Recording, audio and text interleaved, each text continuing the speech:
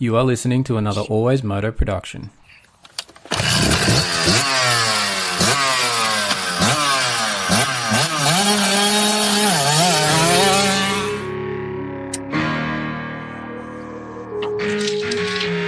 The AlwaysMoto podcast with your host, David Hogan. We talk moto events from around the world. All the injuries, all the training ins and outs, the bikes, parts and gear inspections. The results, we interview your favourite riders. It's the AlwaysMoto podcast. We occasionally have some coarse language and the odd stuff up along the way. If you don't like it or you don't agree with us, turn it off right now. I'd like to remind you that he is not a doctor.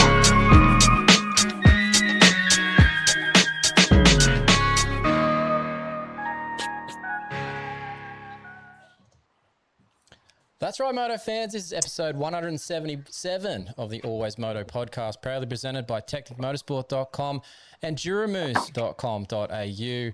And welcome into the show. We've got a bit of a different show coming up here shortly. As you will see, we've had a bit of the usual tech issues trying to get this thing going here. We're actually going off earlier than we put on the invite for the live on the stream for YouTube. But if you've missed the start, sorry about that. If you're watching this back in the archives, well, we'll pick it up next time. We're trying to aim for 7:30.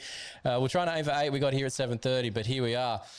So I am your host, David Hogan. We're going to be joined here in a second by Ben Grinly, the AlwaysMoto Contractor. And we've got another guest on the line, which will be a first for our live streams. And we'll see how this works. And we'll hopefully, fingers crossed, nothing goes astray. So we're obviously going to talk about Super Motocross 2026 so far, the injuries. We're going to talk.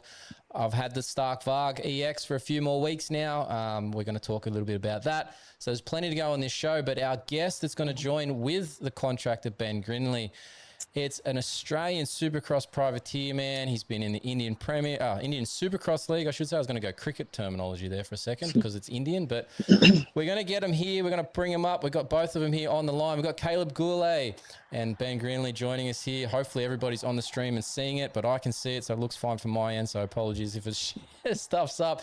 Caleb, how are we doing? Benny, how are we? Good. Doing well. The weather's good. Melbourne's providing some pretty good weather lately, so I'm happy with that. I like the fact you're outside and you've got blue sky and it's like 7:30. You know, it's a nice Aussie thing at the moment to look on the backdrop there, mate. Yeah, well, it's crazy. I was actually just up in Queensland last weekend. I was seeing my sister lives up there, Noel Ferguson. I was up seeing him, and it's dark so early there. I'm not used to it, and here, like, it's like 9:30, 10 is when the sun goes down. Like, yeah, it's actually really nice in the summertime with the daylight savings for it. You just get to use the day so much better. But yeah, interesting the Queenslanders don't have it, and then their sun comes up earlier in the morning. So well and truly fairly early. I'm not used to it. It's crazy. Like down here, it's like everyone's it takes about 7 a.m. for everyone to start getting pretty active. Down there, it's like literally 5 a.m. Everyone's up. Everyone's running. Everyone thinks I'm a psycho down here because when I go for a run, I just always run with no t-shirt on. Even if it's 7 degrees or anything, I just genuinely reckon it makes you faster and feel better. And you go up there and it's just the principle of running is just no t-shirt. Well, we'll let Benny get in this in a second because I don't think he runs without a shirt. I'm sure he's got one on if he's out running. But mate, it must have been a good look. Benny can jump in on this, but too, it must have been a good look if you had the old flow going on with no shirt on too at times. Yeah, well, that's actually gone now. A couple weeks ago, I just cut it off. How many car crashes have we caused that people turn around to look at you? It was actually a pretty distinctive haircut. I've had a member own a recovery centre just in Sunbury as well, and I live pretty like away out of Sunbury, and I was just running over the freeway, and one of the members said, "I knew exactly who it was because I could tell from the haircut." Just flapping in the breeze. Yeah. Yep. Couldn't miss that bloke for sure. No. So what's caused the hair to get trimmed, mate? Are you looking more professional these days? Is it the self-owner business side of things going on? You had to clean up, or you just wanted to change your look? No, to be honest, I'm a type of person where like you got to create a character. You know, like it's with racing, everyone likes character. Like, a bit of a backstory behind the mullet. So I feel like every Aussie's got to grow a mullet once in their life. No, they don't. And no, grow it while you can. And yeah, so I had a bit of a mullet going on. This was when I was working for my old boy driving trucks, and one of my workers there, he loves F1. And my favourite driver is Valtteri Bottas. And he was always dyeing his hair, and it was like a bet whoever loses the F1 this weekend. I lost because obviously Max Verstappen won his 130,000 bloody win. And I dyed my hair blonde. And then when I was racing, I had a sponsor this year that said, you know, I seen your mullet last year. I loved it, and I'm going to sponsor this year, but you have to dye your mullet blonde again. So I'll come back again for 25. Cash, right? Yeah. Oh, geez. So how does this then, and Benny was asking me this beforehand, and was saying we should prop you up for this, but how does this tie into the Terry situation? Well, there's actually there's a long backstory behind Terry. I'm sure you guys know. You guys know Jai Constantino? Yes, I do. So I was in America with Jai. Like we've spent a lot of time with each other. We trained Ross's program, and when we were about 17 years old, I used to stay at his place. And while he was 18, he had his license. We used to go down to local 7-Eleven. And there was a fella in there, an Indian fella named Terry. This is where my connections come with India. And he used to hand us over free donuts at 12 o'clock at night, and his name was Terry. Then we all started laughing about it. Jai was working at a printing place, MB Custom Wear, and he one day at Ross's program, he rocked up to the track with a Terry t-shirt, like a jumper. And then everyone was like, oh, that's sick, you got to get us one. So we just started making a little bit of cash selling jumpers. And then all of a sudden it turned into this big thing. We started on Instagram, and it's stuck. So everyone doesn't really realise that, but Jai is actually like the second Terry as well. Okay. But it's just more stuck with me. It definitely has stuck with him, right, Penny? Like everyone knows him as Terry. I don't know. I was trying to put two and two together.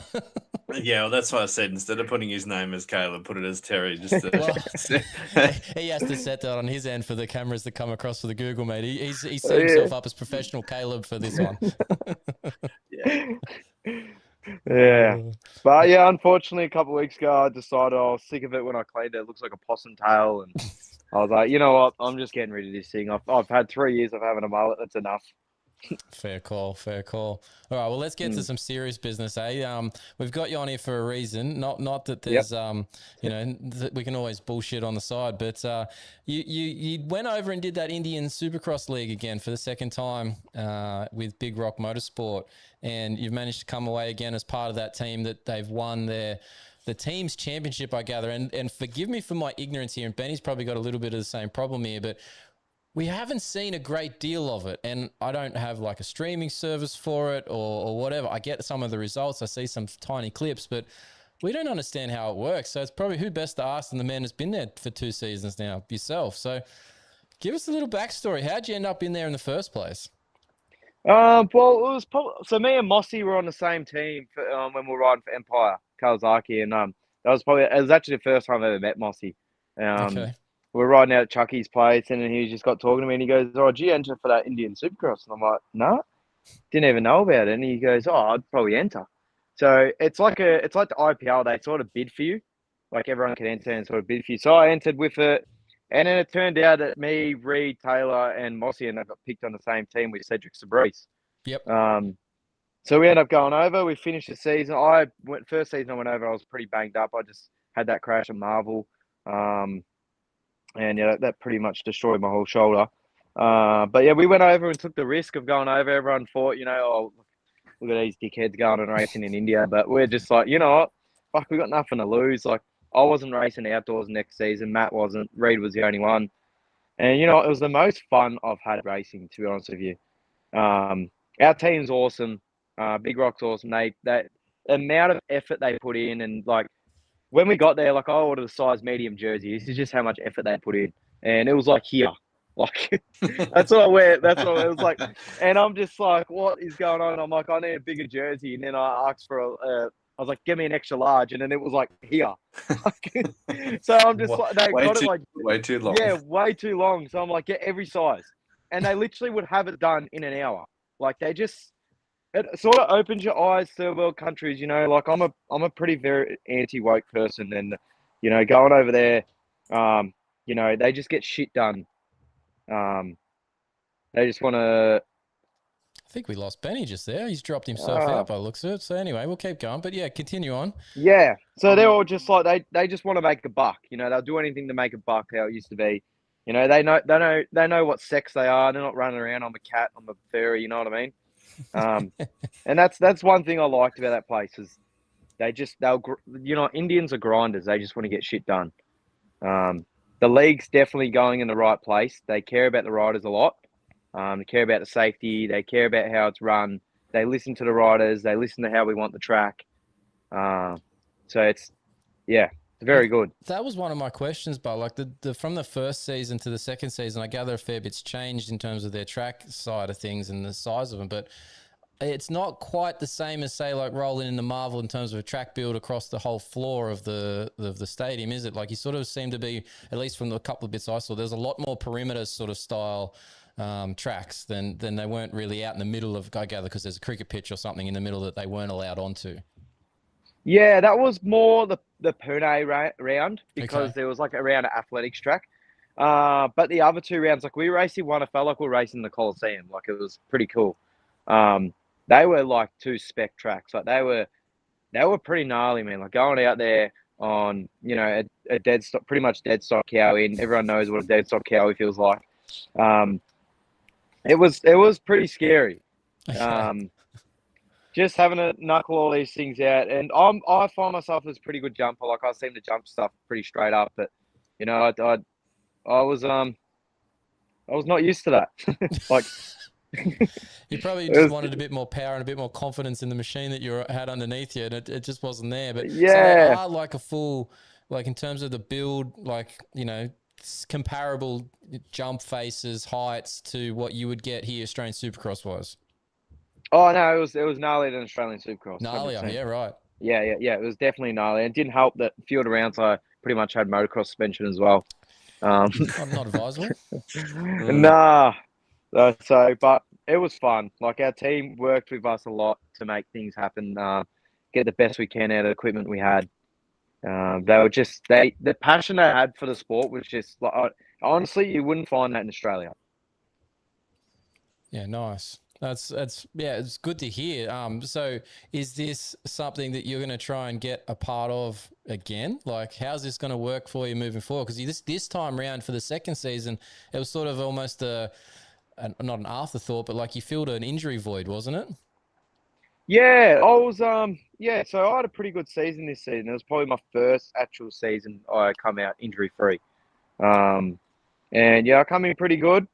Raced a bit. I didn't really get the results I was sort of after as an individual.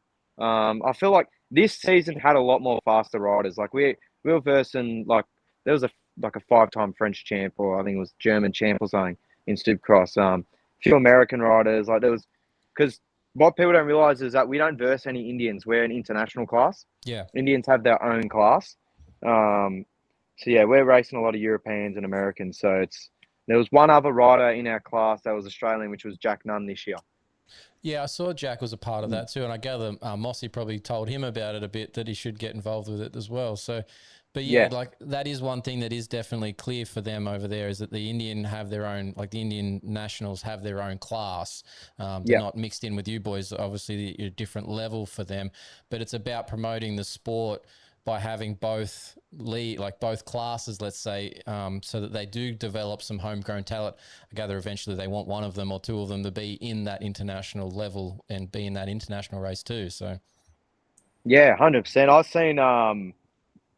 seen some quite rather large crashes from them guys, and because they're like the India Asia class. There's like Thailand, Indonesians, there was some Koreans, Chinese, and man, I've seen some big crashes, and they just got up like nothing had happened.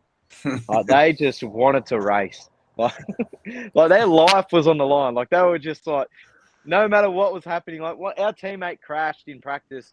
I'm pretty sure he cracked his bone in his wrist and didn't even know that he got knocked out, and then he chipped a bone off his hip, like a bit of bone off his hip.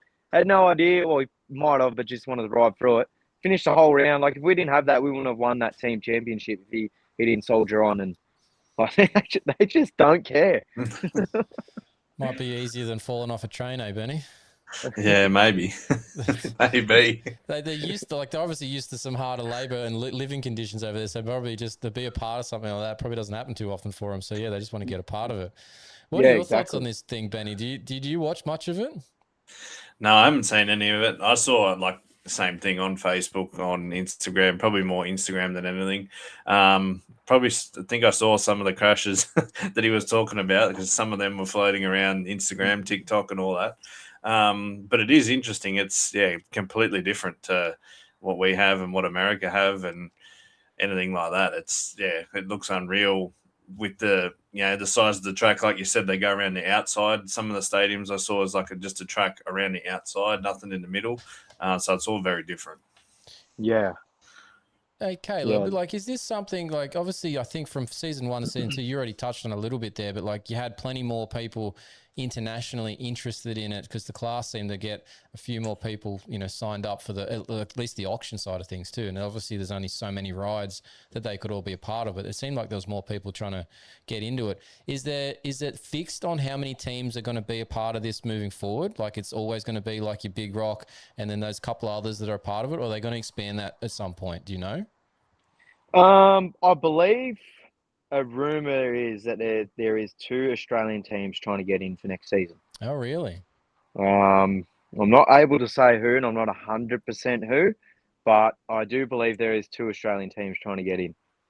I'm not 100% sure how true that is, but it was something I did hear. Yeah, so that's pretty interesting, and that's pretty big.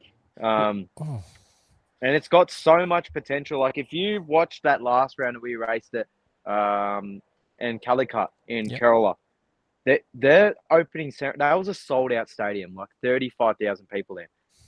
But like their tickets are like $7 Australian to get a ticket, which is some people's weekly wage over there. But like, you know what I mean? Yeah. It really is. Like it's but like their opening ceremony, honestly, was even some Americans said that's better than AMA. Yeah, right. It was insane. Like they had this. I don't even know his name. His name's Solomon or something. Like he's the biggest man in Bollywood. Like he has 72 million followers on Instagram, and they're walking him out. And they got like AKs with him, like, and then like legit. He come out like he did like a speech, spoke like we shook his hand and stuff like that, and to them like he is huge. Like so, like bringing someone like that it's almost like bringing Chris Hemsworth to a Marvel. Yeah, well, look, that's a good example. Chris might actually turn up one day because his son or his daughter is into the sport too. But yeah, I get what you're saying, like a movie star level, right? Like, yeah, that's like that's cool. Like that they're that into it, and if they're putting that much effort into it, it's only going to grow. But I guess what happened this year in terms of you had to miss one of the Aussie rounds, if they can line this up a bit better with a few of these other series. Obviously, World Supercross is on, Australian Supercross is on, but the Indian League's now on at the similar basically points. If they can line this up, they will get a lot more attention from us looking at it too, because if it's not on the same weekends, our riders can go, but our fans can also watch from afar if they get a streaming thing in place for it or whatever. Like it could go international pretty easy, really. Oh, 100%. It's really going to take off. I actually pulled out at the start of this season because I had contracts to race, just with sponsors. I had to race every round of Australian series. And then I sort of spoke with a few, and they'll end up being happy with me to miss, what's it called? Adelaide. What was it? Sydney round. Yeah, and I was sort of round. Yeah. That looked like an awesome round. Like that looked awesome. I'm sort of spewing that I sort of missed that, but you know what? Got to race 2 more rounds and race around the world, doing what I love, and it's good. Yeah, no, definitely. So what's on the cards for you now? Like obviously we're sort of in between seasons and stuff, and I don't recall you being massive in the motocross in the recent years. Are we going to head outdoors at all in the Australian Nationals, or are we just running the business on the side for a few months here? No, to be honest, I've always struggled with motocross. I don't find myself not as much as a motocross rider. And it's hard. I feel like getting sponsors in Australia for motocross is a lot harder And even I spoke to a few like American guys. They said it's the same. Like it's so much harder selling something to a sponsor that's racing out in the middle of nowhere. You know what I mean? Like compared to Supercross, you're racing in stadiums, you're racing live TV, you're racing like everyone loves Supercross. You're so much closer to the action. Like they see more of a benefit from it. But to be honest, me right now, I'm honestly, I'm in my cycle mode right now. I love cycling. Like there's where I live is just unreal for cycling. Like there's so many like good cyclists that come out of here. I've actually just started a 3-month program for cycling yesterday. So, Not Tour yeah, Down Under aiming or something, are we?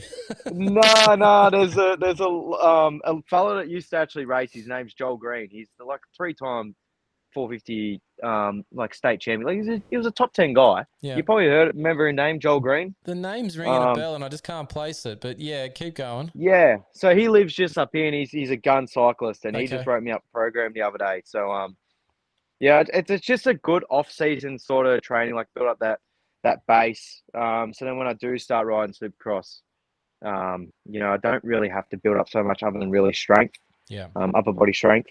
But I tend to get that back pretty quick. So it's just where I'm at right now. I'm still going to keep riding. Obviously ride some outdoors, ride parks right down the road from me. Yep. I got a Supercross track at home. So then once kicks into gear, pre-season Supercross, I'll get that going. We've got a pretty good crew like I had last year with Dean Wilson, Cedric, and Tiger Wood. And I've been speaking with Tiger a bit. He wants to come back down here, train down here again. His main focus is Australian Supercross this year since he did his ACL. Yeah, that was a bugger timing for him because it rode off basically the rest of it, the rest of this year pretty much until that point. So yeah, and man, he was riding so good. Like he just looks so free on the bike, and so for his first year in Australia, like I know he's done a bit, like lived at the dog pound with the Lancers and did some of that the Supercross next, but to come and race in Australia and be that fast, that quick, that was impressive.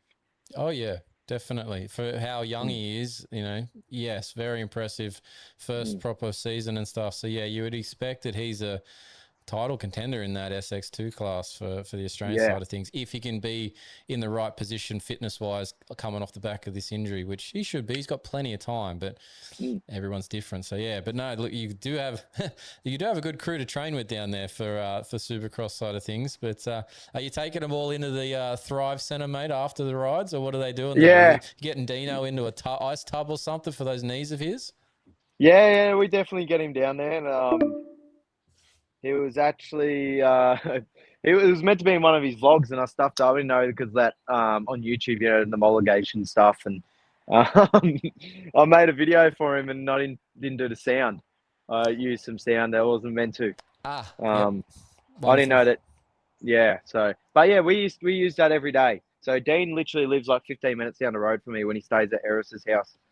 They got a track there, so he rides there, and then we ride mine a lot. We keep our group small. It's just, when it comes to Supercross time and you got a track, you've all of a sudden got all these random friends that you haven't heard from in the whole season. Surprising how that works, right? Yeah, it's interesting. And so, yeah, I keep my circle small. I can't afford to, like, Supercross is dangerous enough as it is. And then you want people to come. I understand you, want people to come try, but it's just a big risk when it's on your property, and the sport's already dangerous enough as it is. Yeah, no, it's always interesting watching someone brand new come to your place. Like I've got a track, I don't have a Supercross track, but I've got a track that we ride and stuff. And it's always interesting that first time you meet somebody and they're like, yeah, they're good. Like a mate is like vouching for them. And then you watch them go through and you're like, oh, I don't know about this. Like it just doesn't fill you with confidence, right? Like, it's part of it to some degree. Obviously I've turned up to some random's house as a friend of a friend and hopefully didn't look like that myself, but yeah, it does go around. But if you is particularly Supercross, you need to just make sure that it's in the right spot for you. It's obviously where you're making a bit of money out of it too. It's not just a hobby at that point. So different set of circumstances to go behind it. Yeah, and Supercross it's a very different sport to motocross. A lot like it's very, your timing's got to be right. Like a lot of people think, I can ride a dirt, I can ride a motocross. Like when you're at the top level, like you race your top national rider, yes, it transitions over pretty good. Like look at Prado, transition over Supercross very easy. Yep. But he's a very, very good rider. But like for like your state level riders, stuff like that, like it's a big transition. It's huge. No, Very like I'm always remember our first day back after, riding motocross. Your first day back on Supercross is always the scariest day. Yeah, I bet. Timing's got to be crazy off at that point. So yeah. I don't remember my suspension being this hard. Always it runs for your head. Oh Jesus. Yeah, look, there's plenty to it. So no, look, it's interesting. But yeah, obviously you're going to get to sit around a little bit for a couple of weeks, spend some time on a cycle bike. I gather you said you got a business meeting here shortly. We better get to. So we might let you head off here, Caleb, but appreciate you being a part of the show tonight, man. Yeah, awesome. I appreciate it, guys. No, anytime, mate. You're welcome all the time. So thanks for that, mate. We'll talk to you soon. All right, thanks, boys. See you later. See ya. All right, Benny, we'll jump back in here on just the two of us. Pretty good there. I think I'm going to get a little warning here from my call that's going to end on our Google Meet. So at some point I might have to reset this up, but we'll get to that if it cuts us off. All right, Benny. I think it's only if you have more than two people. I think we'll be right. Yeah, well, I don't know if it's decided that that's the standard rate going for the moment. But anyway, we'll see what happens. If it cuts you off, we'll get you back. I'll make a new one on the side as we go. All right, Super Motocross, man. What's been happening? You've been watching it. How was Houston for you? Triple Crown. Yeah, it was good. I have said before that I'm not the biggest of Triple Crown fan. I'd rather just a normal main event, but it definitely produced some good racing, that's for sure. Well, I'm with you on that too. From when it's like I've said this before on our shows, when it's the media side of things and you're trying to remember what happened in main 1 versus main 3 to build a story out and go, you finished overall here, but you finished, 6-4-2 or whatever. Like, I can never remember what happened at the beginning of the night versus the end of the night, and it sort of all blurs in. So then I feel like that some of those stories get missed in that big scheme of things. But if you look at it from someone like Eli Tomac's point of view on the weekend, kind of worked out all right having 3 main events because he stuffed that middle one with that crazy crash. Yeah, I think a lot of the time too, when you ask a rider, you did this, and this, they're like, yeah, I don't even remember either. No. We've had that plenty of times as well. So it's you sort of more just go off the last one, I guess. But for him, he was very lucky to even get to that last one after that crazy crash, because it could have been a lot worse than what came of it. Well, it was for a second there as he was flying through the air, and then the bike was sort of doing its cartwheel shit. I really was like, oh, there's the season. Like that was my initial first, like, holy crap, there goes the points leader sort of situation. So yeah, it's for him to get up, because at one point there, like obviously we were watching on the coverage from Australia. At one point they were like looking, and they had that, they had like the points as they run on the bottom of the timing board there.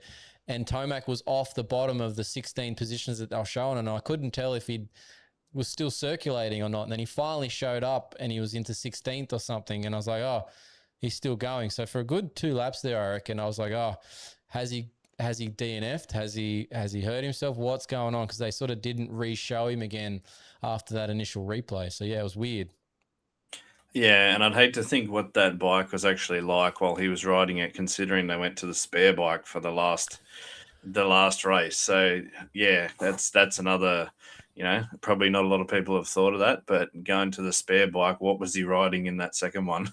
What was it like? Yeah, and obviously like you can change bars out and straighten things and like loosen off the clamps and get things straight. But yeah, what are they worried that he bent? Did he worried he bent fork tubes, or has he jammed the shock so far up that it's bent a shaft or blown a seal or something? Like, it was a pretty crazy scenario. But for him to then just claim that he stabbed the rear brake as he was in that transition, I kind of believe, but I kind of also go, it sort of looked more like just a shock ejection at some point. So yes, momentum and obviously dabbing the brake will bring the front up down, but that much? I don't know, maybe. Yeah, it's just not Tomac very rarely makes a mistake. Not And that if he big, doesn't, right? if he does make a mistake, it's not like that. It's a little tip over or something. So for him to, yeah, like you said, just hit the brake. Yeah, I don't know. I'm a bit the same. I'm not quite sure. I wonder if that was his like a bit more. He's very good with his interviews in not blaming anyone or anything for a particular situation, good or bad. He just sort of puts it on to the work that he's doing, or that he needs to be better, or they're going to make a change for this or that. And I wonder if that was in reverse, and that was still last season when Chase was on a KTM, how that interview would have come across later in the night when they pulled him up for fourth, like as they did for Eli. And they said, "Oh, so what happened?" And if he had said, "Oh, he would have just went, "Oh, I don't know, we had a shock issue or something," Yeah. maybe it's a different outcome for a different rider there. Yeah, and then the other thing is too, like if Tomac was on a different bike, I don't think anyone bats an eyelid. Well, But because we're on the orange bike and there's this magic ejecto cedo button that everyone keeps talking about, if he's on another bike, I don't think anyone bats an eyelid. But I think because it's orange, I think that's why. Other than that first thought that I said I had about that was his season over, the second thing that came out of my mouth was that's a KTM ejecto ceto, cuz. And I just couldn't help it. It's just these are the things that you have built into you, and I've felt that KTM ejection ceto cuz button. So here we are. But anyway, it is an interesting one. But the Triple Crown format did save Eli Tomac's points lead, because particularly what he was able to do in that the third moto, by winning it and going, what was it, 3-13-1 or whatever it was, the first moto score. He salvaged really well to only come out of there with fourth. I thought for sure at that crash point, the points lead was going to Kenny or Hunter.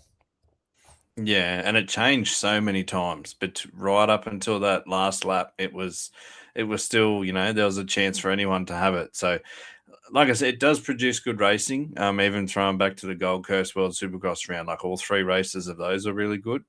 And if you're at the stadium, you would have got your money's worth. But just sometimes I think the main event is just a normal one is better, but it's good.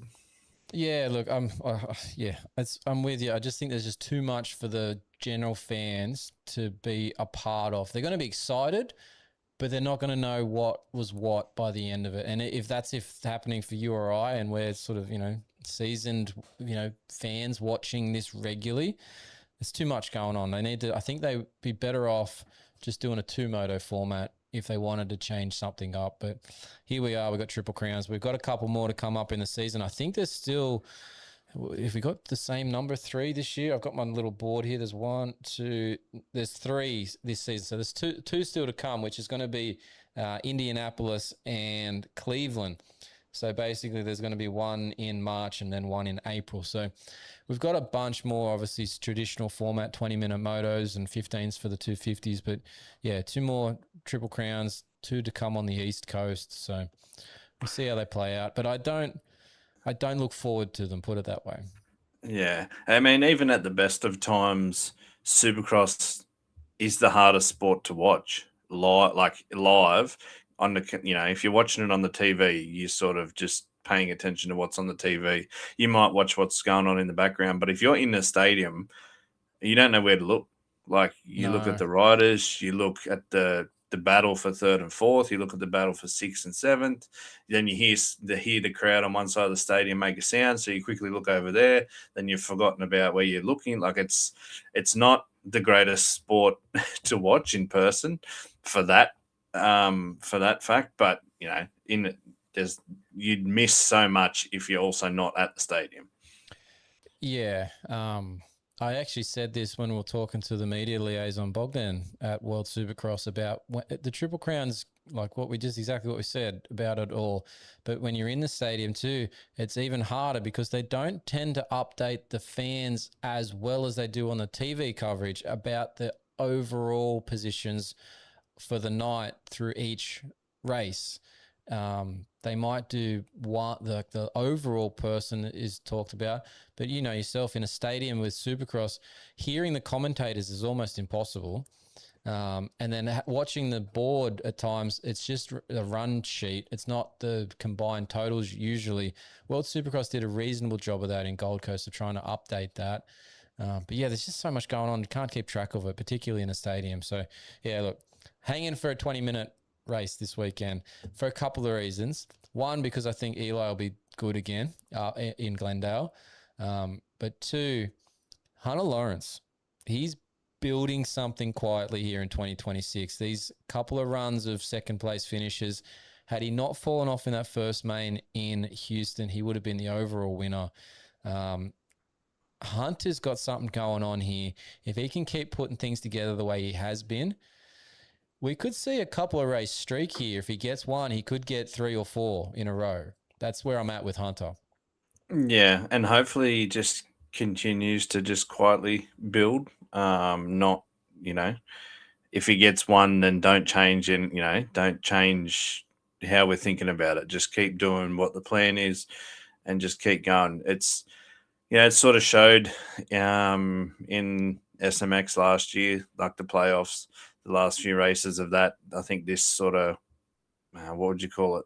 This form sort of showed, and Oz X wasn't too bad, and Paris and whatever, and then carried over to this year. I think he's just got to keep playing it how he is, but I definitely think there's 1 or 2 coming.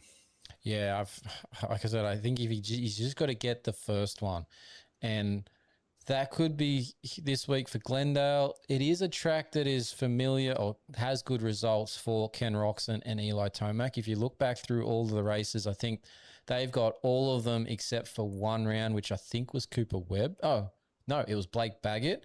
Maybe Cooper's got one in there as well, and the rest are then to Ken and Eli. But I do feel like Glendale, in terms of a patient throttle application and a good technique, would reward Hunter. So yeah, let's see. I'm going to pause our chat here for a second, Benny, because it is definitely going to kick us off the call. So I'm going to jump back to one screen. I'm going to re-invite you and we'll get you back in here. And in the meantime, I'm going to read an ad as we do this. So I'll get this back onto myself. I'm going to boot you out of the call here, and we're going to end that, and we're going to start a new call. And we will go to, so we are obviously with the show too as well. We have our Technic Motorsport guys on board, and they are obviously looking for all your support, all your suspension needs to get you on board and sorted out. So tuners, if you're doing anything yourself on the side, they definitely will have all the components for all of the bikes that you will have in your garage, and that will get you hooked up, whether that's the oils, shims, springs. They have their own springs that they get made themselves. They're of the highest of qualities. And we're just admitting Ben back in. But yes, Technic Motorsport is the go-to place for genuine KYB, Showa, and other suspension internals, from seals to fork tubes to internal individual components, A-kit suspensions. Technic has it all. You can use the Find My Bike tool to match it up to your bike. If you're not in Australia, that's okay. Technic has a currency converter on their site, a shipping calculator, and they ship daily with DHL to most countries. So check out technicmotorsport.com. Benny, we've got you back in here. I'll just make one little adjustment here to my side of things, and then we'll be good to run here, and I'll get you back on screen. There we go. Hopefully now there's no time limit. It's just because we had Caleb on. I'm going to have to work that one out as well. More things to figure out for the AlwaysMoto side of stuff. Always learning. That's all right. Always learning. Always something else going on that I've got to figure out. Now, rest of this. I've written down a note for Cooper Webb. Cooper Webb hasn't had let's say it's not that bad of a start to the season, but it's not that great for a defending champ.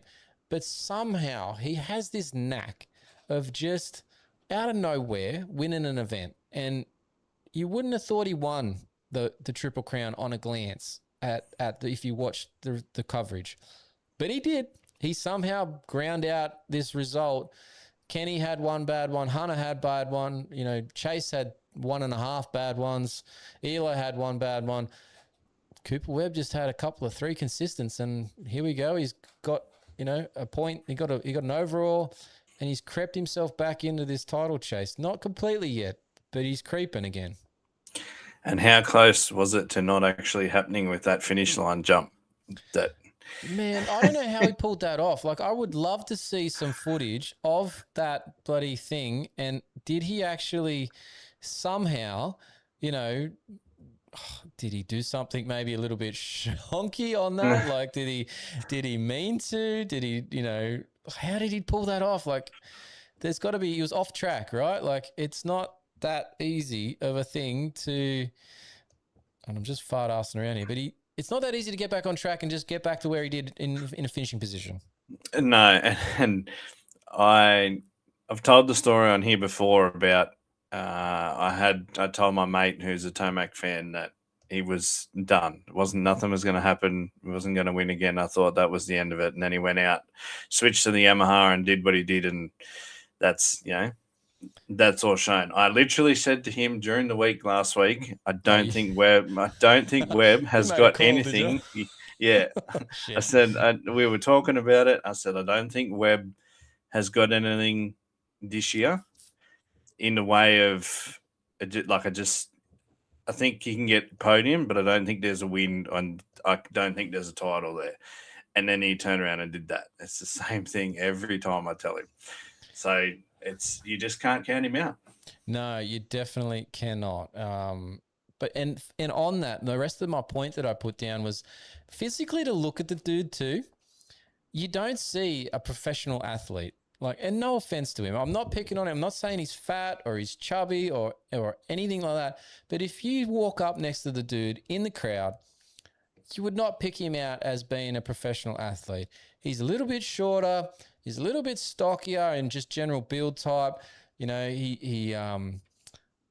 Look, athletes have this like molded, sculpted figure, right, at times. And I just don't pick that out from him. Even when he's in his race gear, he sort of doesn't have the same sort of defining build of like a Chase Sexton or an Eli Tomac when they're on the bike, right?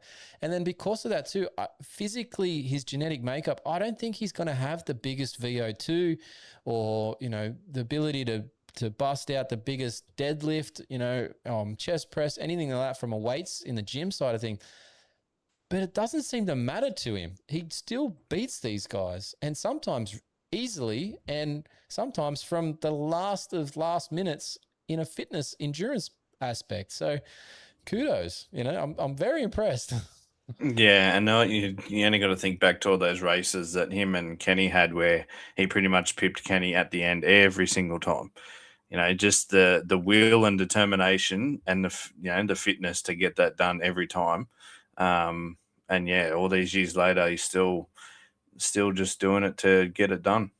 Yeah, crazy, really, just crazy. So yeah, well done. But like I said, fitness and stature wise, you wouldn't pick him out as the one that's the one of the best in our sports. But anyway, here he is. 250 side of things. I'm just about ready to put the 250 West on snooze control, mate. Hayden Deegan is just whooping up at this point. Yeah, it's pretty much the same old story. I think he's definitely improved in Supercross this year. I think I've said before that he's not, maybe even before the season started, he still needs to show me something.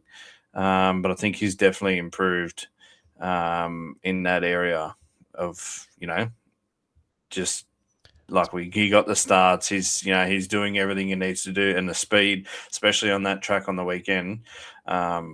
There's just no one that's got anything for him. No, he's definitely pulling those sorts of things together, as he should at this point in sort of his career trajectory. But you still then have to wonder, there is still a little bit of a question mark of a few things in Supercross, and will they be shown up in 450 side of things? We'll have to wait, obviously, until 2027 Supercross. But he's going to have the same sort of plan here as what Jet Lawrence did a couple of years back, where this break that he's about to get to, and this break is actually going to work in his favor with the way the schedule is this year compared to what Jet Lawrence had even.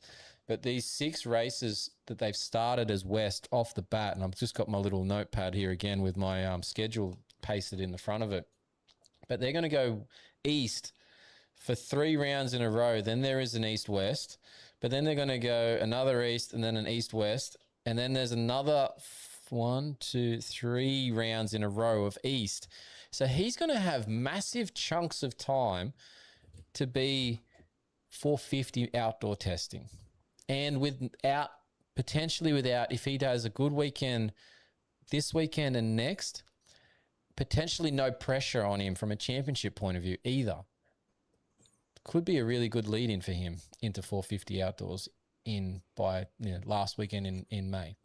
Yeah, that's a lot of time on the bike, a lot of testing, and the 450 is a different animal. So, we saw him at the Gold Coast on the 450. Was definitely needs more time on it for Supercross. So yeah, I'd say they'd be planning to get as much outdoor testing in and time on the track, to get him ready.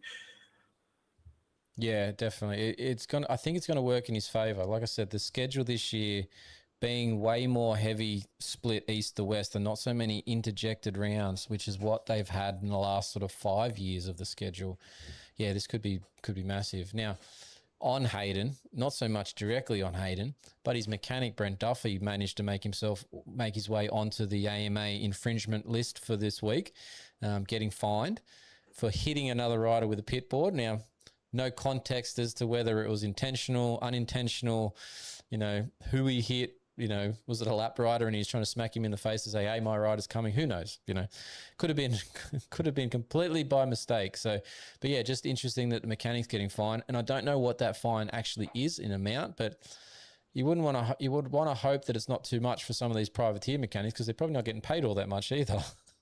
Yeah, and the pit board, like the mechanic area, was in the shit spot this weekend. It was it was not a great spot. I get that they've got they're limited in where these can be, and obviously they don't want what happened to Joe Shimoda last year with getting broken fingers from getting hit with a pit board. But that's what you saw this weekend in terms of where the pit board position was basically identical to what happened with Joe Shimoda the last year, where they basically come out to that outside edge, and that's where the pit boards are getting hung out in their face, blocking their view of the track essentially.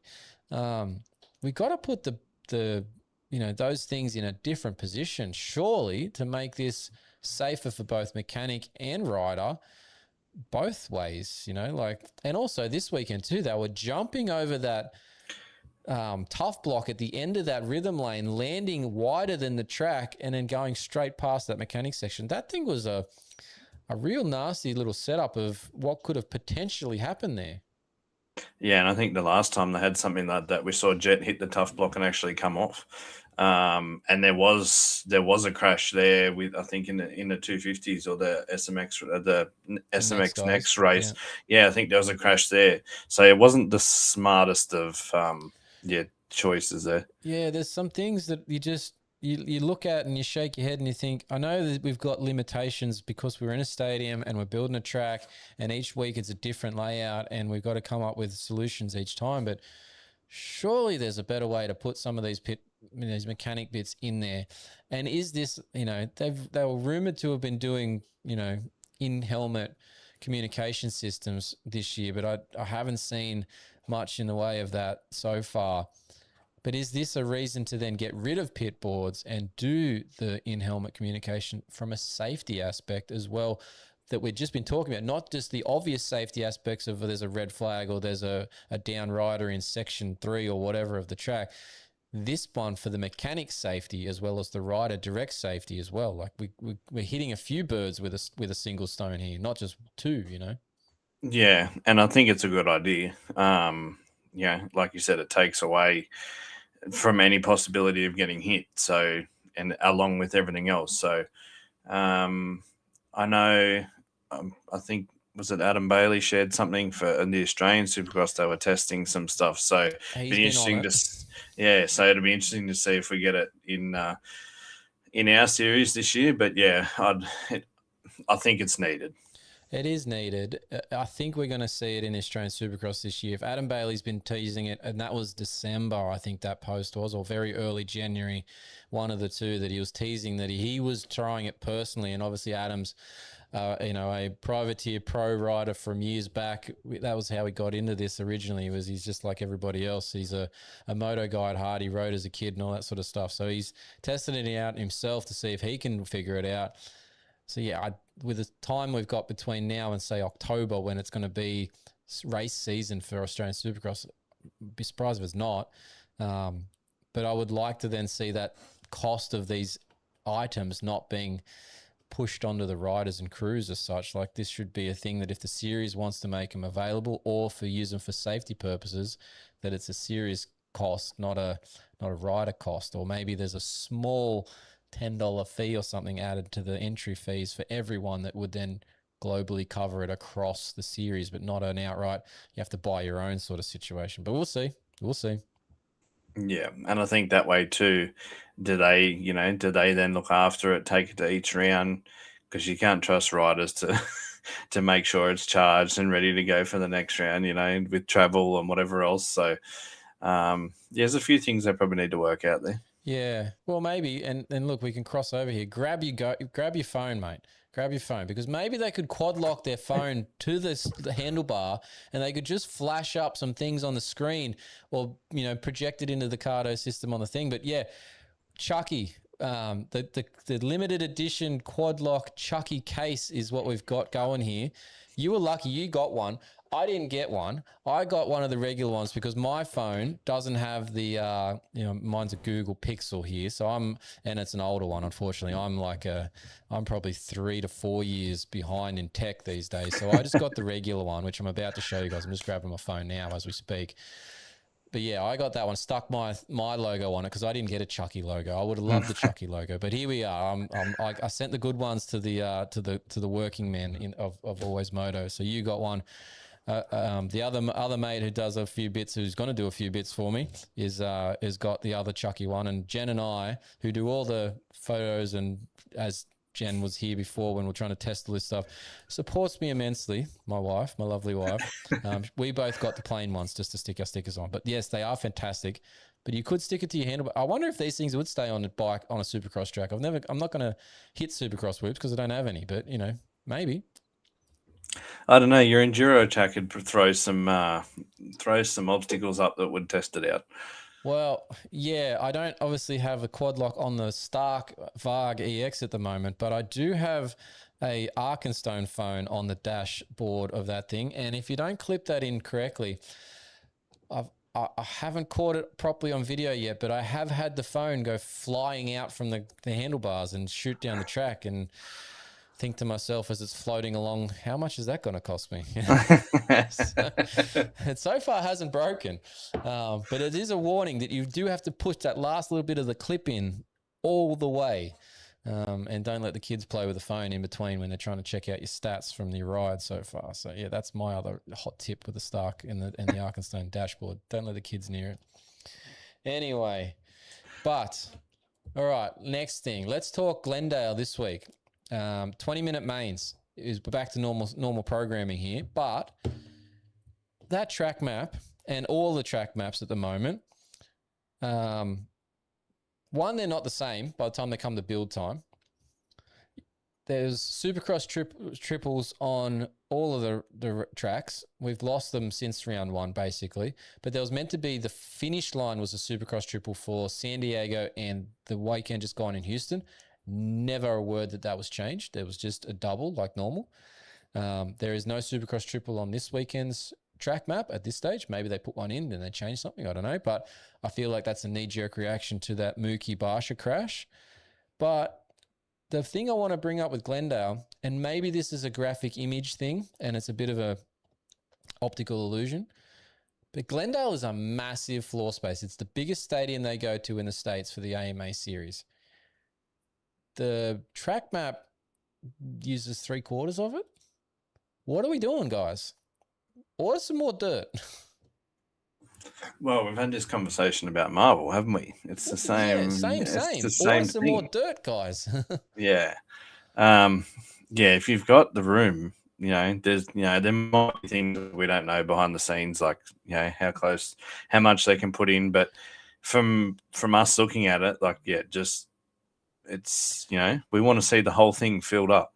Well, if you think too, like, Wollongong's an example in past years.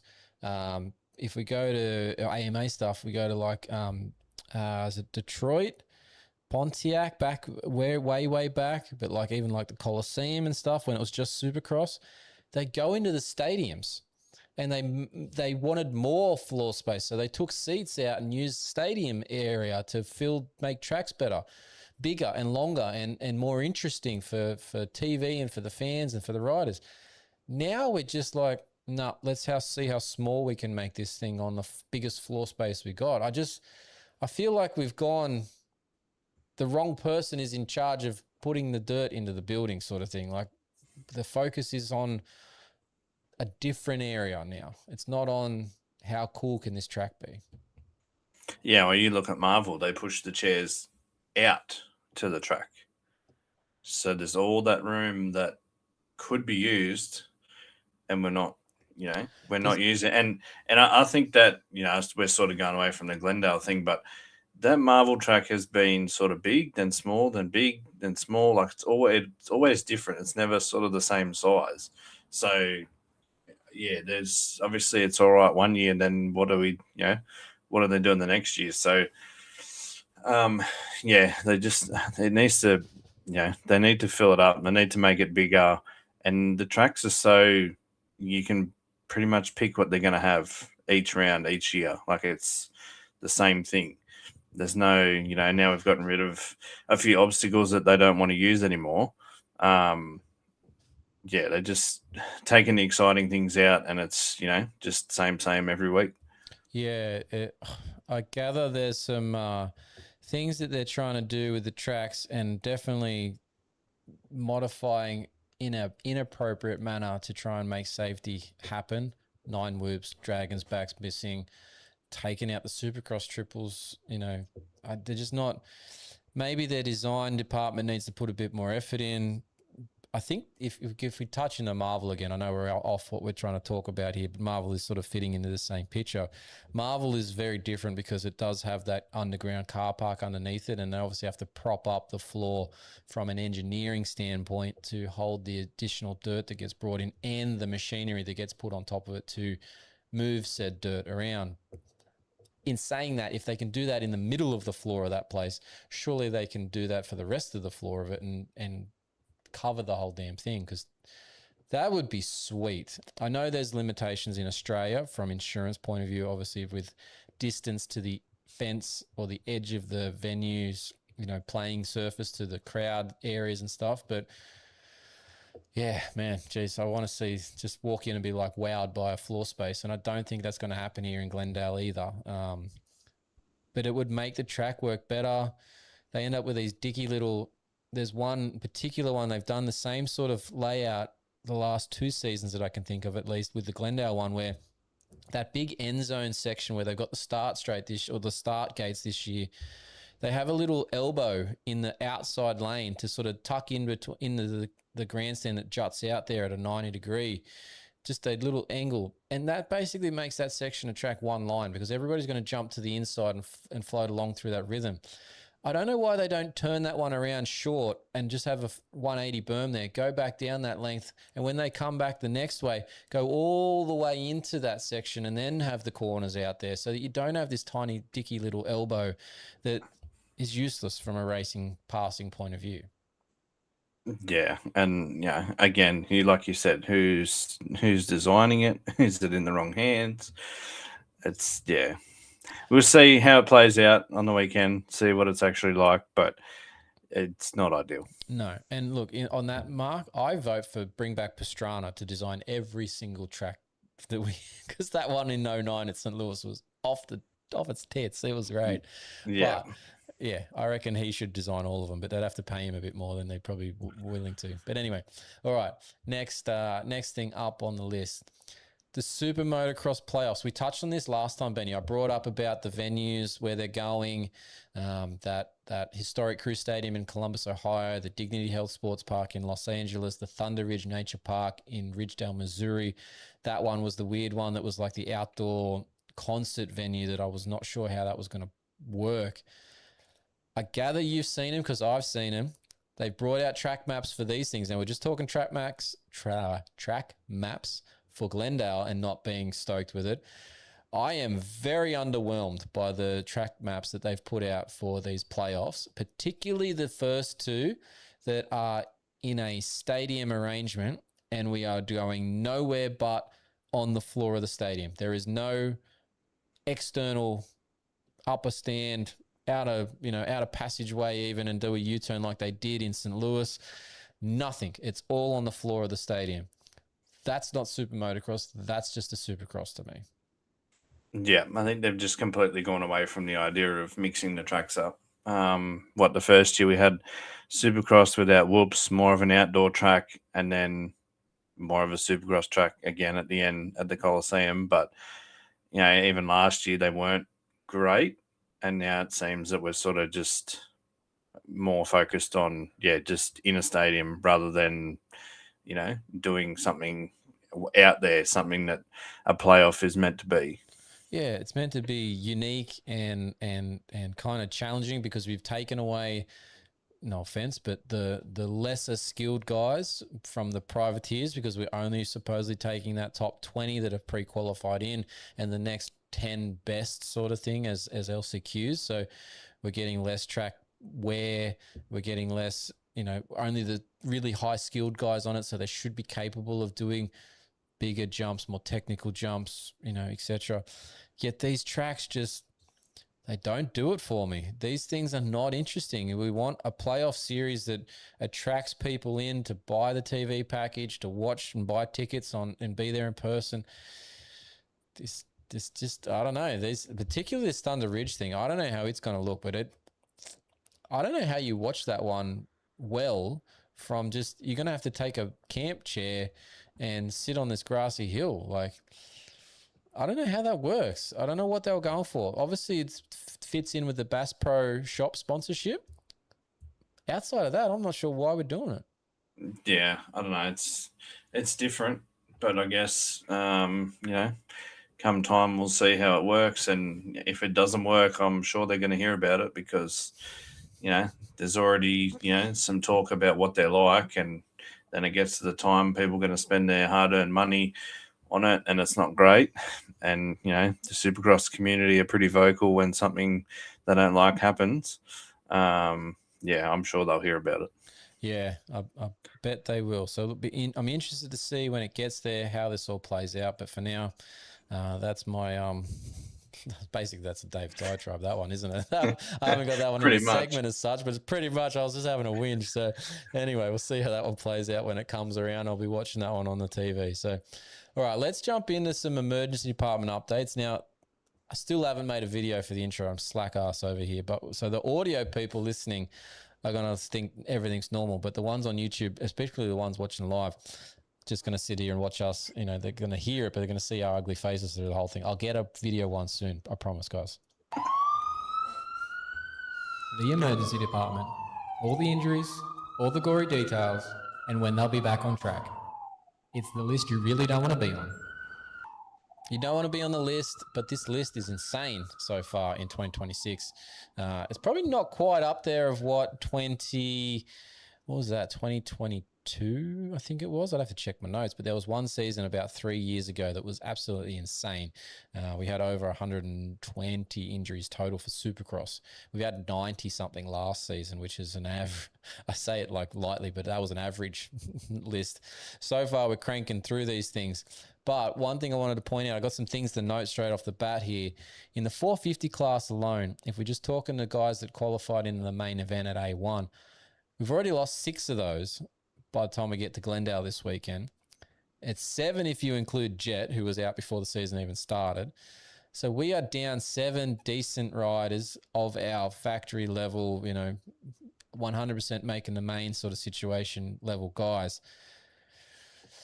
1 or 2 more injuries in this class, and we're at the point where the floodgates are opening for healthy privateers to get career best finishes. It's not good so far. No, and then it makes it hard for Pop MX Fantasy as well. Our little bootleg fantasy league made Pulp MX the other day too. It was going around. We put it on the socials. That was kind of cool. Obviously, Pulp was in Australia, and he chatted to our man Ben there in part of this press life that he was going through. And found out that we have a little bootleg league on an Excel spreadsheet thanks to our man Lachlan. Yeah. So, Ben Dillaway, who runs around for AME AusX weekend, he mentioned it, Steve. And then when I got up to the press box, he's like, "Oh, this is the guy I was telling you about." And then, we were talking about it. Told him that Lachlan had actually talked to Travis and organised it and whatever, and he was cool with it. Then for it to be on Moto 60, that was pretty cool too. Yeah, but all these injuries are making those picks rather difficult because you're starting to have to go further down the list, and you're not real confident on them making it or not making it. Or it's an interesting go, and I've had an absolute shocker. I'm dead last in our bootleg league. It's embarrassing, but anyway, we'll move on. But the injury list side of things is horrible. Don't know what they're going to do to solve this. We're just talking about, the track designs and making things difficult and taking out Supercross triples and whatnot. I really don't think those are the answer. I had this conversation with somebody on our YouTube channel this week, Benny. They commented on my video about the injuries heading into the past weekend and saying that, they couldn't believe how many were happening. And I was like, well, yeah, but it's the speed of things. Like he was saying that, back in the 80s, because he was a long-time follower of the sport, they didn't seem to have that many injuries. I said, yeah, well, they're going slower. They weren't jumping as high. When they're coming down off these things or they're coming into a section, they're going faster, they're going higher. So when you come off, they're the same sort of body compositions as they were back then, as in the 80s as they are now. Nothing's changed from a human body standpoint. But if you fall off faster or you fall off from a higher point, chance of you breaking something is a lot higher. Yeah, and that track on the weekend was very fast. So it's, we've all, especially you know what it's like to fall off at speed. Yeah, thanks for reminding. You fall off at speed, and that's, if you got to be very lucky for nothing to happen. But half the time something does happen, and it's the speed. Yeah, it definitely is. I said it the first whole lap I saw of the weekend's track at Houston. At Houston, sorry. I was like, damn, that track looks fast. Nobody really mentioned it. They're all like, oh, it's a good track. It was a good flowing track. I'm like, yeah, but it looks fast. Like I didn't understand why it was so fast. Why it needed to be so fast, built that way. Again, it comes back to the design. On that bit you've just mentioned about myself, I'm going to tell a funny story for a minute. When we were in Queensland, I don't think I told you, Benny, when we were in Queensland for World Supercross, we went to a barbecue with some friends that we know from the scene. And one of them had a crash recently on an adventure bike ride. Right, so he's riding along down a fire road. Kangaroo shoots out, takes out his front wheel, eats shit, bike this way, him that way. Didn't really see it coming, just saw the flash of the roo at the end, and then obviously the roo was dead because it was underneath and wedged into the front of the bike, basically, so they had to pull the thing out. Anyway, he says to me, 2 or 3 nights later, he's back home, wakes up in the middle of the night, he's just replayed the whole crash, right? And he's telling the story like he's having PTSD. And he goes, oh, look, it's all right. It hasn't happened again since. And I turned around to him and I just straight off the back go, it'll only happen 10 or 12 more times. And he looked at me and you can see him processing. And he's like, oh, fuck. And he realized, because I've obviously had the big one that you're referencing there that not everybody's probably realizes. That anyone new to the channel, I had a massive one a couple of years ago. But yeah, I was just joking that that flashbacks of things will only happen 10 or 12 more times. It still happens every time you bring it up. But anyway, thanks for that, mate. I appreciate it. Yeah. Yeah, I know how much you enjoy talking about it. So I had that whole spiel that I did in one of the episodes when I first came back after being away for a while. But I don't like bringing it up too often. I just pushed it out of the brain. That's how I deal with it. Just forget it's even there. And mind you, those listening, there was radio silence for like 6 weeks. I thought he was dead.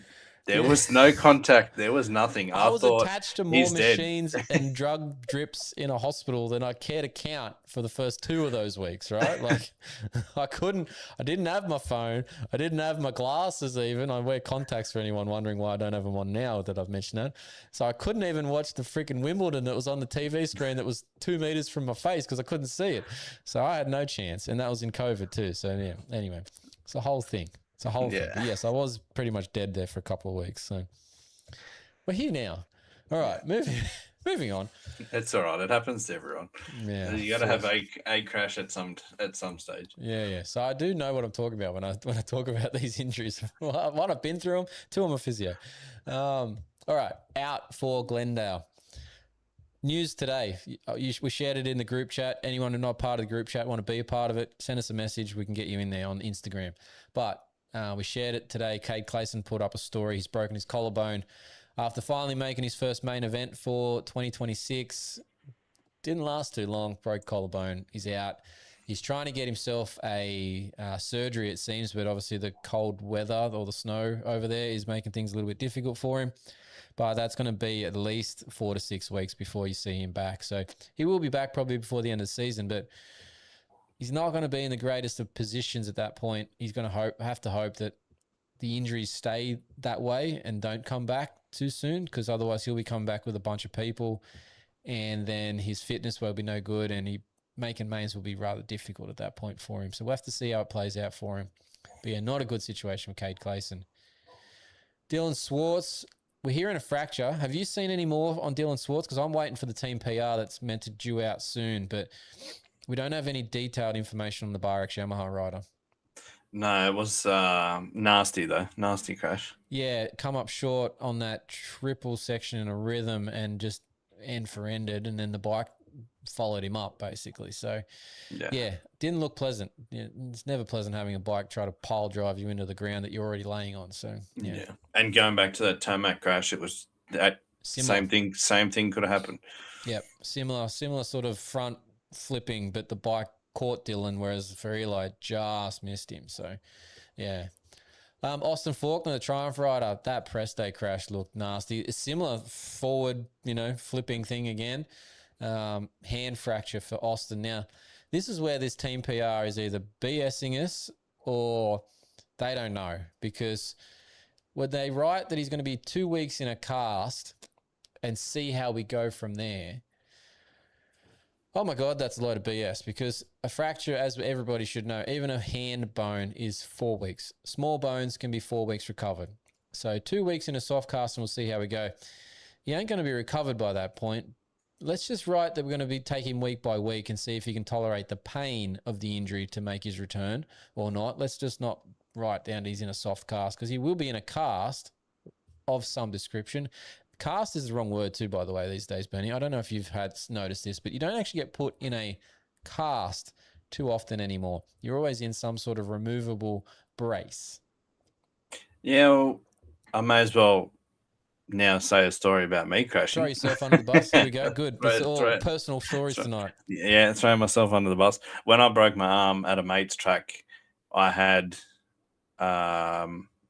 pretty much a full cast. I couldn't get it off. I had to cut it off. But it was 2 weeks and then into the plastic molded one. Yeah. It's not something that gets used too often anymore. It's got to be something a bit more obscure to end up in a plaster or a fiberglass cast. Those days they're not gone completely, but they're dwindling. So yeah, it's very much more these plastic immobilizing braces that you get put into to allow you to have more movement and more easier care of the injury and wound sites, because a lot of that goes with surgeries these days. We're having more surgeries for fractures than we ever did in the past, and I've just somehow managed to bump my camera. That's interesting. But yeah, so the PR, I don't know what they're on about, but anyway, we'll see what happens. Caden Manier, what a story. Wins the SMX next in Anaheim. Looking good in the practice and whatnot for them in Houston. Gets caught up in another rider's crash. Concussion, out for the night. Shitty situation for the Aussie. Yeah, it's pretty disappointing. Like you said, one last weekend, or 2 weeks ago, and then for that to happen is it's not ideal. Bit of a weird post though for him to put out. Like, don't know what happened. And then his mum's there saying he's concussed. Like, why not just, why not just say the same thing? I love the fact that these posts are coming out at times, and like even like Plessinger's conversations last week with media interviews that then are public out there, and questioning how he passed the concussion protocol. And obviously I spoke about that on my video for the lead in for last week, but that was a weird ass situation. Like, you shouldn't be passing it, then joking that you passed it and pulling out because you didn't feel right. And in this case, obviously mum, no offense to mum, but she probably didn't know that she probably shouldn't have posted that up. She was just probably trying to tell friends and family. But she's got a lot more people following her than just friends and family these days. Obviously Caden's a well-known Australian rider these days, so she's got a lot of hangers-on, media people, us, watching and following her. And so, to put that up and for him to put up something completely in the middle there, let's say, neutral, we got some crossed information, which was kind of funny. Yeah, but I guess for us and the group chat and everything else, like it's posted in there. At least we know. You're sort of not left. And you see his post, and you're like, I don't know what happened, but I'm out. Like at least there's some. At least we do know. But there might have been a little chat with her after that. From the team, from the team crew or something, Will Hahn or somebody coming in telling them, no, let's not post that stuff until we know what's going on. Yeah. Anyway, so that's the emergency department updates at this stage, but there's obviously a lot more people off and out already. We're covering a bunch of those things in our videos on YouTube, trying to do them each week before each round, coming out on Fridays Australian time. It'll be Thursday in the US time, so we'll get another one of those later in the week. But yeah, that's the emergency department updates. Next on the list, it's Stark Varg talk time, Benny. You're probably going to start hating this segment when we get to it a few more times over the next few weeks. But yes, the Stark Varg EX is fantastic. We've had it now for a couple more weeks. Funniest part of all of this, and the part that I love the most, you'll never guess what it is. It's not the fact that it's an electric bike, and not the fact that it's super easy to ride. It's the fact you can go in reverse. That was going to be what I was going to say. Because if we're starting a YouTube video with you reversing, that's got to be the favorite thing. Oh man, I don't know why, but I've fallen in love with that feature. The amount of times you are parked somewhere with the bike, you ride up to a group of mates, you're in a bunch, or you ride up to some spot and you park next to a tree or whatever, or a fence, and you've got to just wiggle the bike backwards normally. The fact you could just hold that button, change the mode to reverse crawl, and just beep, beep, beep, beep, beep, back your way out. It's fucking great. It's so cool. I don't understand why this is making such an impact on me, but that part is cool. And then the other part that I've figured out too now, one, I put it in our first impression video, was the loading the bike in backwards. But when you are absolutely fatigued at the end of a ride day, and you've got that, oh no, I've got to push the bike in and I'm going to get dirty again because I've changed out of my clothes and everything, and it's going to be a hassle. The fact you can just back it in or crawl it forwards in, do it depending which way you're loading it, in your trailer or in your ute or whatever. Oh man, it's a game changer for that end of day effed moment. It's so cool. Yeah, well, for me, I used to have to put it up in the back of my ute, and by that time, you're just like, I cannot be bothered. Yeah. So it'd be good. This thing is so cool to put in backwards into the trailer when we're loading it, and it makes that part of the job so easy. I wish you could put something like that on a every bike, because everyone needs it. It's so good. Any vet riders out there would be just loving this feature. So yeah, it's something crazy that they've done. I don't think they realized what they were doing when they were doing it, because they just knew that they could. But what it's done from my point of view of it is just sensational. So yeah, look, I'm pretty impressed by that side of things. The other thing that you got to watch out for, I put up a post. I don't know if you saw this one. The haters are going to hate until they ride it. The picture of the wheelie. Jen got a pretty good image of me doing that wheelie. I will say that. I did purposely look over at her because I saw she was with the camera, and I thought, we'll see if we can get this. But everyone who gets on this thing instantly, holy crap, this thing's awesome, as they're riding past full noise. And you can hear them talking to you. That's the other part that's weird. But they're all falling in love with it instantly. The bike wants to be ridden. It's easy to be ridden. And as soon as you get on it, you're like, oh, why did I not get on one? Why did I hate on this thing beforehand? Yeah. And I don't know why you would hate on it anyway. Like it's new and it doesn't have fuel or gas if you're in America, but it's something new. It's like completely different to anything else we've had. Just try it. See, if you were, if AlwaysMoto HQ wasn't 9 hours away, I would have already been there to try it.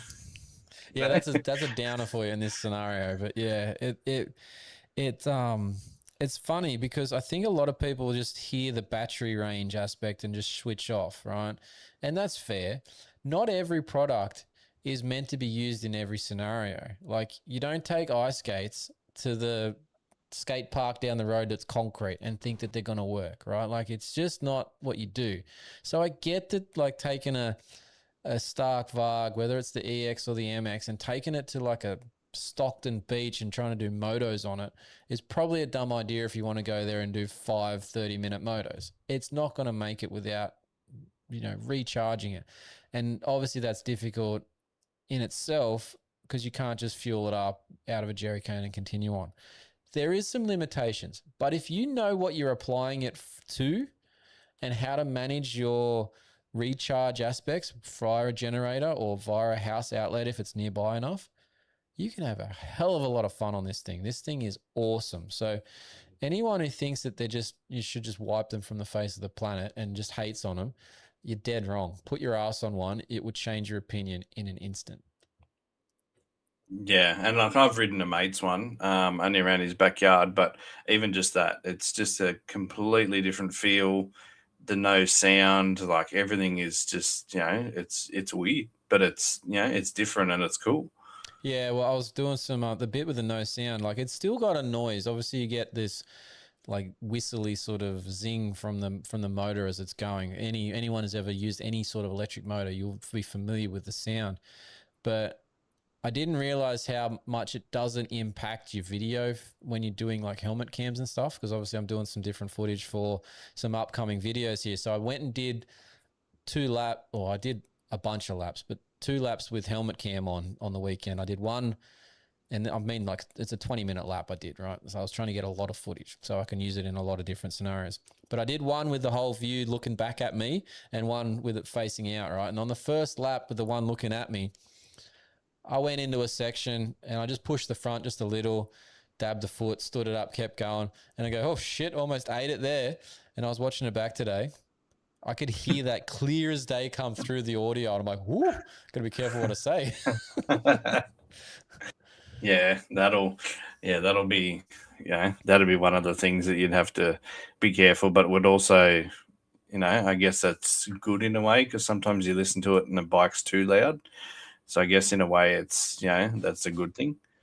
Yeah, well, for anyone who wears earplugs while they're riding, you don't have to anymore on a Stark. Like there's no point, right? There's a lot of things that change with it. But so far, everything that I've done with it, it's more than capable of getting enough ride time for me in the scenarios that I've put it through. Yeah, I'm not going to probably take it to a cross-country race that's 3 hours long and expect to finish without having some major sit time with a generator or change the battery over, which obviously I'm not going to be able to do at this point. But yeah, in the right riding scenario, fantastic. So get yourself on one. If you're nearby to me, message me. Come and have a ride on one. I've got one. We'll put you on a test ride. And we'll see how long it takes for you to buy one. I've actually got 2 of my mates, who are the first 2 to ride it. They've already purchased their own ones. So it's that good. And like I didn't sales pitch them or anything. I said, yeah, have a go. And showed them what it was capable of. And they were like, oh crap, it's awesome. So yeah, that's simple. Cool. Benny, we do have to, I don't know how we're going to do this, but we have to get you up on some of these bikes at some point. Like, Just that's all right. Just fly me up and come pick me up. Yeah. Yeah, it's still a fair drive for you to an airport, isn't it? It's like, Oh, well, no, if I can go to my airport here, it's only 15 minutes, but then I got to fly to Sydney, yeah, then Sydney to wherever. Like Sydney to it's Melbourne or Sydney to Brisbane to fly back to Newcastle. Yeah, that's going to make a yeah, heap of sense. yeah. Anyway, we'll get that sorted I'll, at some I'll point. fly to Sydney, and then you just come pick me up Pick you up in from Sydney. Sydney. Yeah, Probably. on a day you got to work there or something, you know. Yeah, we'll And tee then it all up. Yeah. there is a Anyway, train. There is a train, isn't there? yeah, there is. Something. Actually, yeah, we'll put your ass on a train. It costs less. Yeah, yeah. Oh, funny. All right, well, how are we watching the racing this weekend, Benny? We're on the Super Motocross Video Pass, of course, but do you remember what times it is? You've been making these little little images for us. You remember the times this weekend for Race Day Live?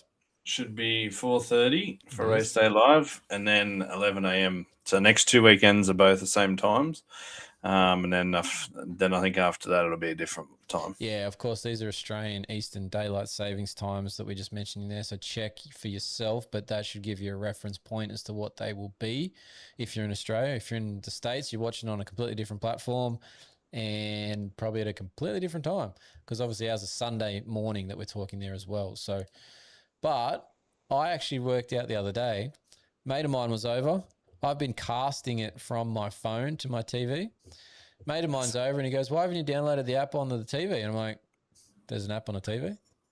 Apparently you can get it on the TV too. So Yeah, you need to have an Android TV, and it's in the Google Play Store.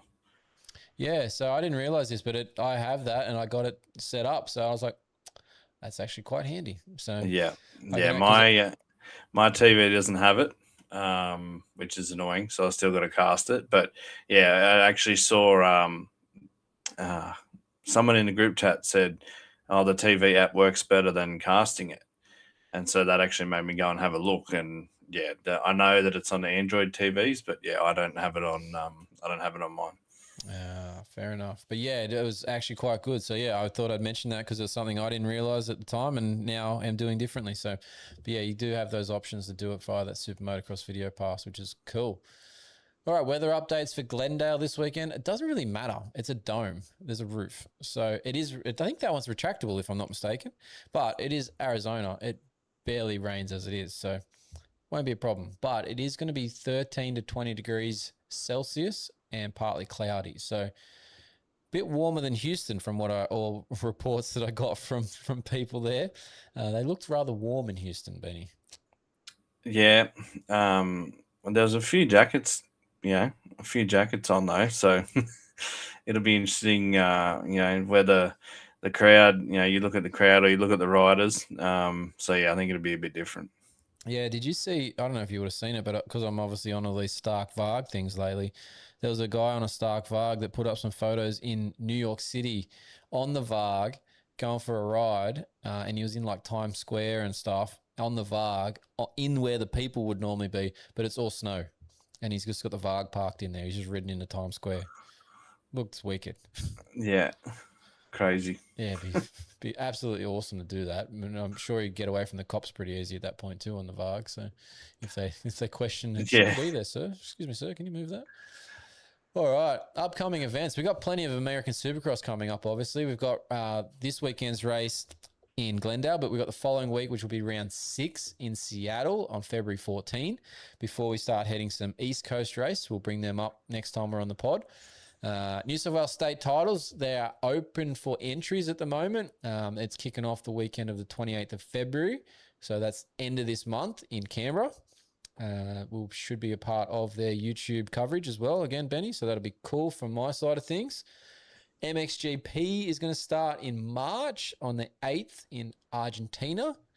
New South Wales Off-Road is going to kick off at Maitland on the 14th of March. The Oz Pro MX Series is going to kick off in Wonthaggi on March 21st. So not too many more weeks and we'll have full gamut of all the series back up and running again. So we'll be back to normal programming. It is that odd time of year where it's only the AMA Supercross that's running, but plenty to look forward to, Benny. Is there anything on your list that you're looking forward to, starting back up?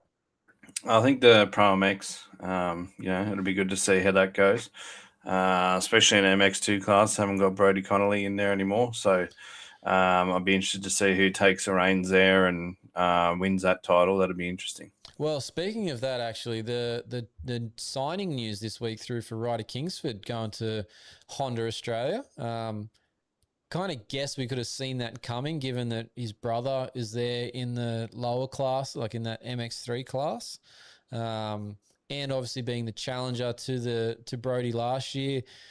Urive likes to keep the next guy coming through to his side of things, so he's poached him across from Yamaha.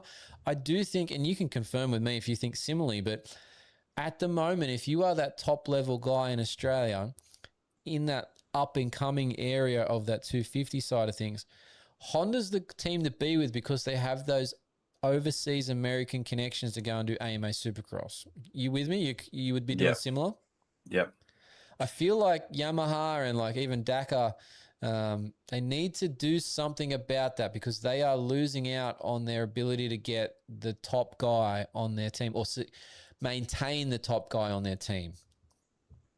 Yeah, I think it makes it a lot easier when you're probably presented with an opportunity to, if you do well here, then you can have a go overseas. We've seen it with Webster. Got to do a few of the AMA outdoor races. With Supercross, Brody now gets a turn over there. If you've got the opportunity in front of you, you wouldn't turn it down. That's what everyone's goal is, to get over there and race. If Yamaha and that don't have that opportunity, then it's a simple decision. Yeah, I think like Dakar's obviously got a link with Star Racing in terms of some of the things that they've done in the past, where when Eli Tomac was on the Star Racing Yamaha team and he did the World Supercross, he was pitted through CDR and some things like that. They've got some information exchange going on. I feel like Dakar needs to somehow line up an ability to have one bike at some point, whether that's for SMX next, whether that's for the 250 class there, east or west, even if it's just for a couple of rounds, where he can sign somebody on that premise that if you do X in the Australian series, you get this as your reward, and it's your introduction, your audition, let's say, to getting a full-time ride in the AMA, to entice Yamaha to get some more riders coming or staying with them, coming back to them, coming with them or staying with them, because they have been losing out. Honda is dominating the scenario here because of that setup that Urive's got both here and in the US. It's got to change for them. Otherwise, it's going to be the same thing over and over again. Yeah. Do you think that there could be a link now between the Lux Turner's with Bar X and he was here racing? Do you think there could be a link now with that team, those two? Was it Yamaha, Yamalube, or WBR? Yeah, the WBR guys or the Yamaha, the Yamalube, Yamaha guys. Like Yamalube and the Craig Dack team, they're Yamaha Australia, so they should be able to get some swing. Whether WBR fits into all that as well, it could as well. But yeah, like Bar X or even Club, like Club MX Yamaha. Yamaha Australia needs to do something with one of those teams. Team Solitaire for all I care. Like Yamaha, they're on Yamahas as well. They need to have a link that entices their talent that they've brought up. Like think Blake Bohannon, the next guy in the list here, right? He's the 85 guy that won the 85 Cup this year in Supercross. He won all the national titles. He's been over with Yamaha to the I can't think of which ones it was. He did like the MXGP one, I think. He may have done the Ironman or something as well there for 65s and 85s at different years as he's been going along. If he gets to that next step and takes that step to SX3 and does really well, if he can't get something with Yamaha that does like this, he's going to be he's Yamaha's baby at this point, but he'll go straight to Honda in the future if those same scenarios remain as they are now when he gets there in 2 or 3 years' time. Yeah. And that would suck. Like, he's been a Yamaha kid since he started. So, yeah. Yeah. And it's, like you said, it's an easy decision, but they need to, we need to get some kind of, opportunity for them to be able to stay. Yeah, I'd be interested to ask like Craig Dack if he's had this discussion or he's in those discussions trying to work something like this out, because he would know. He's a smart dude. He would know that this is undermining his ability to get certain people through the Yamaha system. So yeah, we'll see how that one goes. But yeah, it's going to be an interesting Pro MX series. The other one too, like we've had some switcheroos, but we're seeing those red fenders for a Reese Budd as well in some Instagram stories as well. So he's switching some teams. We've obviously got the Empire Kawasaki team's going to look very different this year with Dean Ferris out of retirement for the upteenth time, and joined by Brad West there in the 450 class. So very different on that side of things. Just yeah, it's going to be a different looking setup here in Australian motocross. Yeah, and that's that comes with the new year, new season, new looks. That's all the exciting part. Definitely is. So yeah, so those went long on the upcoming events, but there's plenty to look forward to. So anyway, all right. Anything else, Benny, before we wrap this thing up? We've been going for quite some time now. I don't even know how long it is, but anyway, it's been good. No, just a big thank you to Quadlock again for our goodies, and we'll test them out and see how they go. Yeah, we're going to have to put together some a little piece here shortly, so I'll be looking for some photos. But yeah, Quadlock, appreciate it. Markov have also offered a few things here coming up that we're going to try and use for a couple of videos for the Stark Varg shortly. So thanks to Stark Varg as well, obviously. But yeah, otherwise, great show. Thanks for everyone out there for watching or listening. If you're not watching, you should be on the YouTube and subscribing to our YouTube channel. If you're not listening, you can do that via your favorite podcast player and follow along and subscribe to the feeds there. We didn't do this at the start because we jumped in straight into Caleb, but order a t-shirt. Support the show direct. Info@alwaysmoto.com. Get yourself a t-shirt. They're $25 plus postage and handling. Pretty cheap for a t-shirt these days, if I do say so myself, but it will support the show, help us get to some upcoming events, maybe fly the contractor, Benny, to us to make him ride a Stark Varg. We can have a whole video on it. Otherwise, we can check out our written articles as well. We're putting up the Varg articles, for example, they're the most recent ones, on fullnoise.com.au as well, in a written sense, as well as linking in the videos there if you haven't found them on our YouTube already. So check out fullnoise.com.au. But that's it for another show. Thanks to Tech Motorsport, Duramoose. You've got to get into the Duramooses. If you're buying mooses, you need to use our discount code. It's in the show notes. I believe it's AlwaysMoto10, if I'm not mistaken. But check it out in the show notes. It is helping us as well. So they are giving us a portion of what the sales are. So we need to get Duramoose. You need to go and buy Duramooses to help support the show that way as well. So if you need moose, go and do it. They're cheaper. 2, they last longer. And 3, you can get a discount code, which you probably can't get for any of the other brands if you're buying through, one of your other shops or whatever. So use the Duramoose code that we have for Always Moto. Pivot Pegs, Competitive Edge Performance, and Tech 167 3D Printing, they all supporting the show as well. Thanks to the wife and kids for letting me get this done. Benny, thank you. It's all right. Thank you. And we'll see everyone at the track. And if I can find the outro, we'll hit the outro button. See you, everyone.